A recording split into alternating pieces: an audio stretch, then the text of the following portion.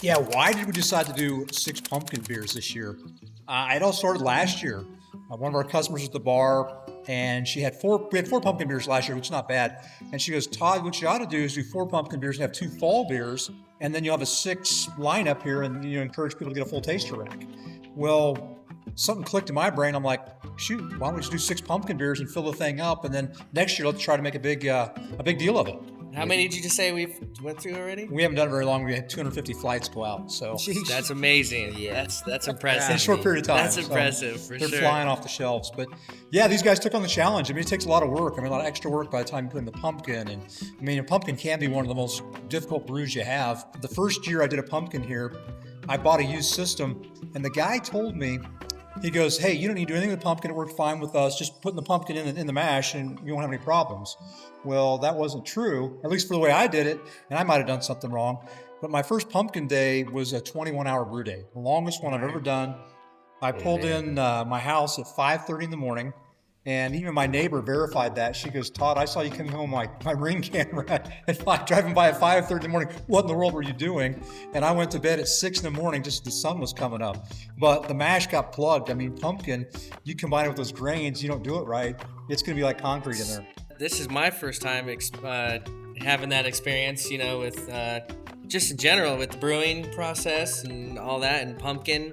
It's been fun getting to see all these different types and how they all are genuinely unique and taste different, and just by the colors of all of them and by the way that they smell and all that, they all have their own uniqueness to them too, and it was cool. Just going off that one brew day, then last time, we had a great time brewing all these ones now because it was awesome. All of them tasted well. We didn't have any 21-hour days, but it was awesome.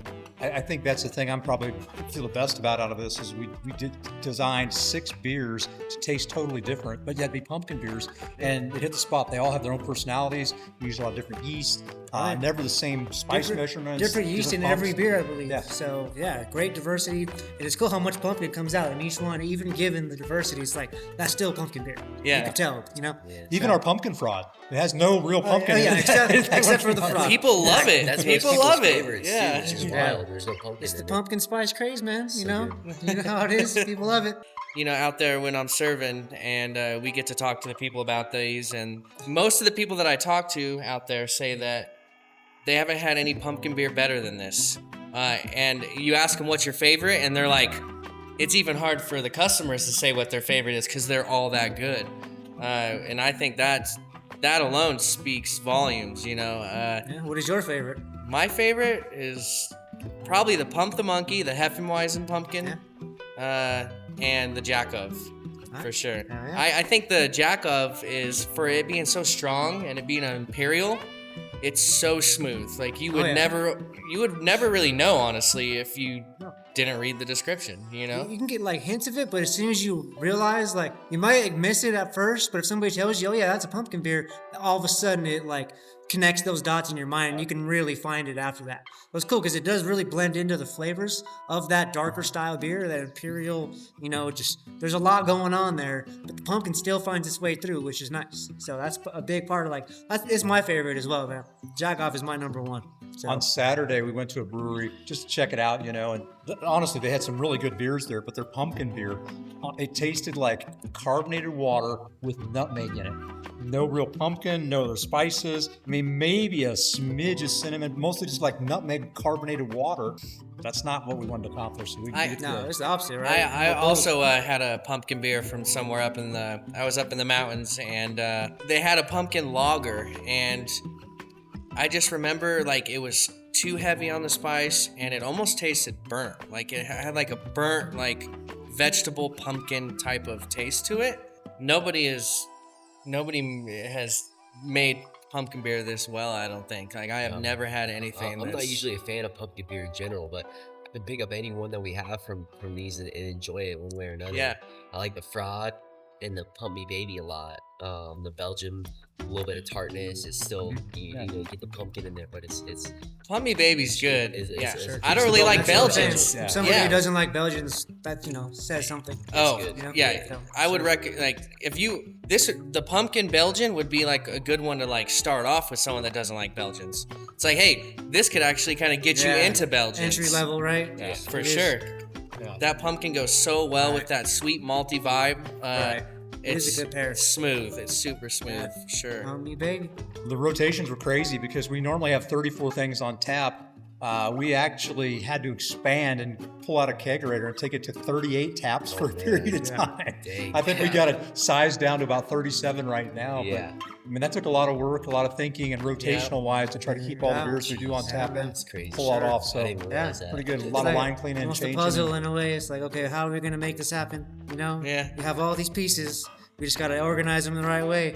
I was so surprised that we got all of them out. I didn't even think about putting the kegerator out. There's 6 pumpkin beers when we had so many other on tap already. You know, just I was waiting to see what would kick first, but none of them did. And we ended up bringing that out. And Yeah. somehow worked it out. How many beers total did we have? Do we have like right now actually, since we have all those I think it's pumpkins? 30. Oh, counting cocktails, we got 34 between that and seltzers. 34 on 37. 37 on tap drinks And here at Satire. The tough thing was That's crazy. squeezing 6 beers into your rotation because we're already jamming. Customers already got their expectations to have the butter beer and the Orenthal James and all these other ones, but we had to knife in 6 other Yeah. ones, and so it was wild. We had a couple Yeah.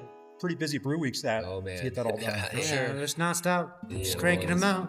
I think what's really interesting is everybody's got their own favorite style of pumpkin beer. The genre is Yeah. spread out so much, Yeah. and people are such pumpkin snobs and pumpkin fanatics. They've got to have that one genre. Yeah. And I look at the beer stats every single day, and I notice every day, and some of them have been the top number of times, but all 6 of them at one point in time on a given day have been number 1.